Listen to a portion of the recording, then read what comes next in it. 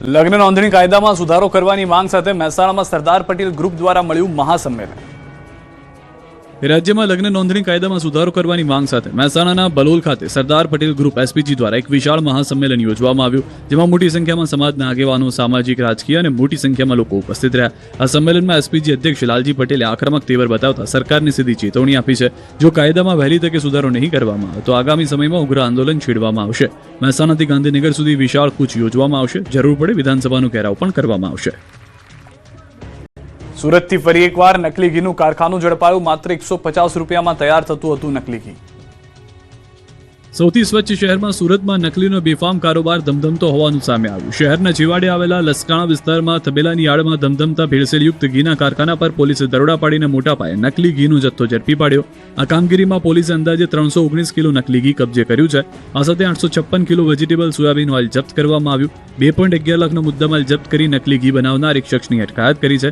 Police તપાસમાં સામે આવ્યું કે પકડાયેલો આરોપી અલ્પેશ ઈશ્વરભાઈ સાંથલિયા અત્યંત જોખમી રીતે નકલી ઘી તૈયાર કરતો। તે વધુ નફો કમાવાની લાલચમાં વેજીટેબલ ઓઇલ અને સોયાબીન ઓઇલને મિશ્રિત કરતો, તેમાં ઘી જેવી સુગંધ આવે તે માટે ખાસ પ્રકારનું એસેન્સ ઉમેરતો। તબેલામાં જે થોડા પ્રમાણમાં ઓરિજિનલ ઘી બનતું તેને પણ મિશ્રણમાં ઉમેરી ગરમ કરીને ગ્રાહકોને છેતરતો। આ નકલી ઘીને તબેલાનું શુદ્ધ ઘી કહીને વેચતો હતો। સામાન્ય રીતે 1200 રૂપિયામાં વેચાતું ઘી તે સ્થાનિક નાની દુકાનોમાં માત્ર 350 રૂપિયામાં પ્રતિ કિલોના ભાવે સપ્લાય કરતો। એટલું જ નહીં, જે ગ્રાહકો તેની પાસે દૂધ લેવા આવતા તેઓનો વિશ્વાસ જીતીને તેમને ₹500 પ્રતિ કિલોના ભાવે શુદ્ધ ઘીના નામે આ ઝેર પધરાવી રહ્યો હતો। આ તરફ અમરેલીથી પકડાય નકલી ખાતરની ફેક્ટરી। સુરતથી નકલી ઘી પકડાયા બાદ અમરેલીથી નકલી ખાતરની ફેક્ટરી પકડી પડાઈ છે। અમરેલી જિલ્લામાં સ્પેશિયલ ઓપરેશન બ્રાન્ચ દ્વારા મોટા આંકડિયા પીપળગ રોડ પર આવેલી એક નકલી ખાતર બનાવતી ફેક્ટરી ઝડપી પાડવામાં આવી।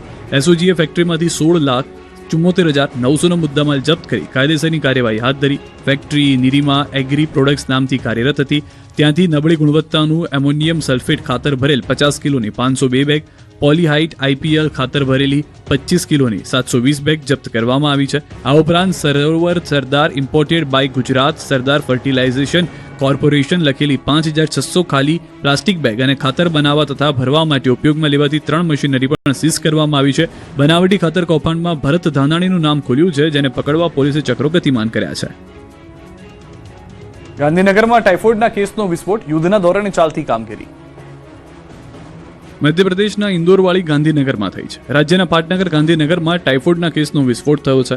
માત્ર 2 દિવસમાં જ 119 જેટલા ટાઇફોઇડના કેસ સામે આવતા તંત્રમાં દોડધામ મચી છે।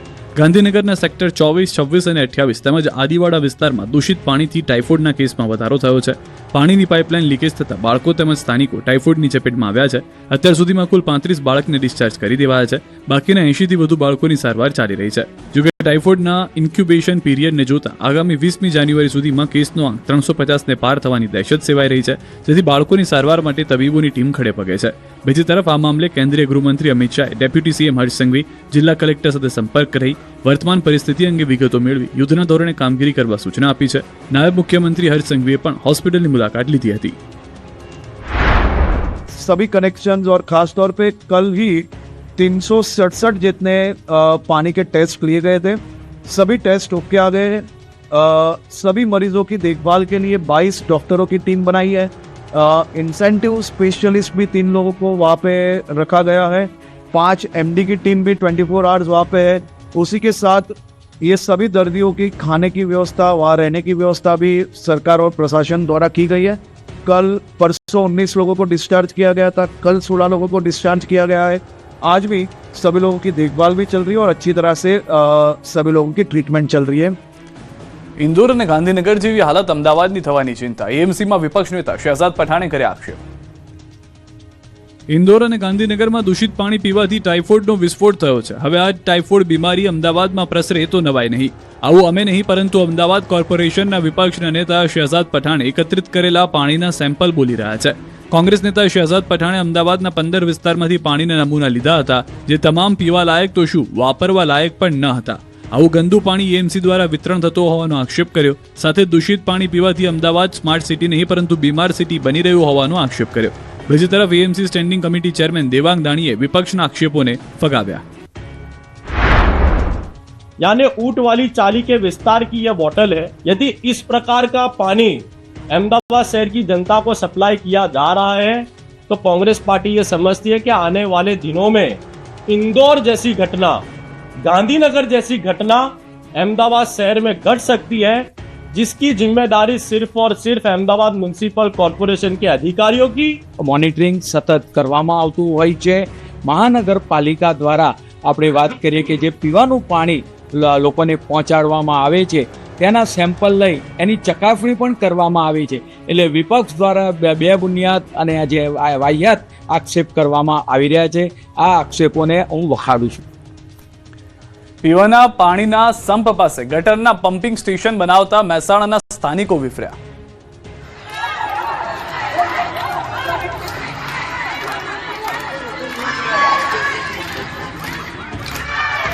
વિરોધ, આક્રોશની આગ, હલ્લાબોલ અને રામધૂનનું કારણ છે પીવાના પાણીની ચિંતા. મહેસાણા મહાનગરપાલિકા દ્વારા લેવામાં આવેલા એક નિર્ણય સામે સ્થાનિક રહીશોનો પ્રચંડ જનાક્રોશ જોવા મળ્યો. શહેરના ગાંધીનગર લિંક રોડ પર પીવાના પાણીના સંપની બિલકુલ નજીક જ ભૂગર્ભ ગટરનું પમ્પિંગ સ્ટેશન બનાવવાની કામગીરી શરૂ કરાતા લોકોમાં રોષ ફાટી નીકળ્યો છે. આ મુદ્દે મોટી સંખ્યામાં રહીશોએ મહાનગરપાલિકા કચેરી ખાતે ધસી જઈ રામધૂન બોલાવી અનોખો વિરોધ નોંધાવ્યો. હાય રે કમિશનર, હાય હાયના નારા લગાવ્યા. તો બીજી તરફ મહાનગરપાલિકાના સત્તાધીશોએ હાલ પૂરતી આ કામગીરી રોકવાની વાતની ખાતરી આપી હતી, જેથી લોકોનો રોષ શાંત થયો હતો. ભરૂચની જામા મસ્જિદના મૂળ સ્વરૂપ મુદ્દે વિવાદ વકર્યો છે. સનાતન સંતો ઉપવાસ આંદોલન પર બેઠા છે. ભરૂચ શહેરના મધ્ય ભાગમાં આવેલી અને પુરાતત્વ વિભાગ હસ્તકની રાષ્ટ્રીય ધરોહર ગણાતી જામા મસ્જિદના મૂળ સ્વરૂપને લઈને મોટો વિવાદ સામે આવ્યો છે.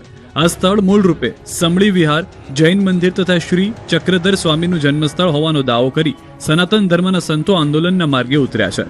આ મુદ્દે ભરૂચના શક્તિનાથ ગ્રાઉન્ડ ખાતે સ્વામી મુક્તેશ્વર નંદજી, સ્વામી રાજરાજેશ્વરજી મહારાજ અને સ્વામી રાઘવેન્દ્રદાસજી સહિતના સંતોએ શાંતિપૂર્ણ ઉપવાસ આંદોલન શરૂ કર્યું. સંતોએ આક્ષેપ કર્યો કે ભારત સરકારની માલિકીનું અને સંરક્ષિત રાષ્ટ્રીય ધરોહરનું સ્થળ હોવા છતાં ત્યાં નિયમોનું ઉલ્લંઘન કરીને ગેરકાયદે પ્રવૃત્તિઓ ચાલી રહી છે તથા સ્થળની ઐતિહાસિક ઓળખ બદલવાના પ્રયાસો થઈ રહ્યા છે. સંતોની મુખ્ય માંગ છે કે પુરાતત્વ વિભાગ કડક કાર્યવાહી કરી નિયમોનું પાલન કરાવે અને આ ઐતિહાસિક સ્થળને તેના મૂળ સ્વરૂપમાં પુનઃસ્થાપિત કરે. જ્યાં સુધી ન્યાય ન મળે ત્યાં સુધી આંદોલન ચાલુ રહેશે તેવી ચેતવણી પણ સંતોએ આપી છે. ચોટીલા નેશનલ હાઈવે પર ધણધણિયું બુલડોઝર. સુરેન્દ્રનગરમાં ચોટીલા નેશનલ હાઈવે પર સરકારી જમીન પર ગેરકાયદેસર દબાણો દૂર કરવામાં આવ્યા. મધરીખડા ગામ પાસે આવેલી અમરદીપ હોટલ દ્વારા પંચરની દુકાન, બાથરૂમ, પાણીની ટાંકી સહિતનું ગેરકાયદેસર બાંધકામ કરવામાં આવ્યું હતું, જેને લઈ ચોટીલા ડેપ્યુટી કલેક્ટર અને મામલતદારની સંયુક્ત ટીમ દ્વારા ગેરકાયદેસર દબાણ દૂર કરવા કાર્યવાહી કરાઈ. 16.39 કરોડની અંદાજે 10 એકર જમીન સરકારી જે હતી તેને ખુલ્લી કરવામાં આવી અને હોટલ માલિક સામે વાર્ષિક બિનખેતીના જંત્રીના 1% દરે વસૂલાત કરવા અંગેની કાર્યવાહી હાથ ધરવામાં આવી હતી. રાજકોટમાં 11મી વાયબ્રન્ટ સમિટમાં પીએમ મોદી આપશે હાજરી. રાજકોટની મારવાડી યુનિવર્સિટીમાં 11 જાન્યુઆરીના પ્રધાનમંત્રી નરેન્દ્ર મોદીના હસ્તે વાયબ્રન્ટ ગુજરાત રિજનલ કોન્ફરન્સનો શુભારંભ થવાનો છે. આ કોન્ફરન્સ સૌરાષ્ટ્ર અને કચ્છના ઉદ્યોગ સાહસિકો માટે પ્રગતિ અને તકોના નવા દ્વાર ખોલવા જઈ રહી છે. મુખ્યમંત્રી ભૂપેન્દ્ર પટેલના માર્ગદર્શનમાં રિજનલ કોન્ફરન્સ અને તેને સંલગ્ન તૈયારીઓ હાલ પૂરજોશમાં ચાલી રહી છે, જેના અનુસંધાને આજે નાયબ મુખ્યમંત્રી હર્ષ સંઘવી રાજકોટ જિલ્લાની મુલાકાતે હતા. સૌપ્રથમ હર્ષ સંઘવીએ સર્કિટ હાઉસમાં સૌરાષ્ટ્ર કચ્છના વિવિધ ઔદ્યોગિક એસોસિએશન તેમજ રિજનલ કોન્ફરન્સના આયોજન સંબંધિત ભાજપના નેતાઓ, પદાધિકારીઓ, અધિકારીઓ સાથે બેઠક કરીને ચર્ચા કરી. બાદમાં કલેક્ટર કચેરીએ પહોંચી કલેક્ટર સહિતના અધિકારીઓ સાથે બેઠક કરી કાર્યક્રમની માહિતી આપી. આ ઉપરાંત પ્રધાનમંત્રી નરેન્દ્ર મોદીનો રાજકોટનો રોડ શો કેન્સલ કરવામાં આવ્યો. 10 જાન્યુઆરીના રોજ પીએમ મોદી સોમનાથના કાર્યક્રમમાં હાજરી આપીને રાત્રિ રોકાણ કરશે. બીજા દિવસે એટલે કે 11 જાન્યુઆરીએ રાજકોટ મારવાડી યુનિવર્સિટીમાં આયોજિત વાયબ્રન્ટ સમિટ ઉદઘાટન માટે પહોંચશે. આ વાયબ્રન્ટમાં 5000થી વધુ ઉદ્યોગ જગતના દિગ્ગજો જોડાશે. રોકાણકર્તાઓ અને નીતિ નિર્માતાઓ હાજરી આપશે. 11મી તારીખે વાયબ્રન્ટ ગુજરાત રિજનલ સમિટનું જે ઇનોગ્રેશન સેશન છે તેમાં દેશના લોકપ્રિય પ્રધાનમંત્રી આદરણીય શ્રી નરેન્દ્રભાઈ મોદીજી આ કાર્યક્રમની શરૂઆત કરાવશે. નવા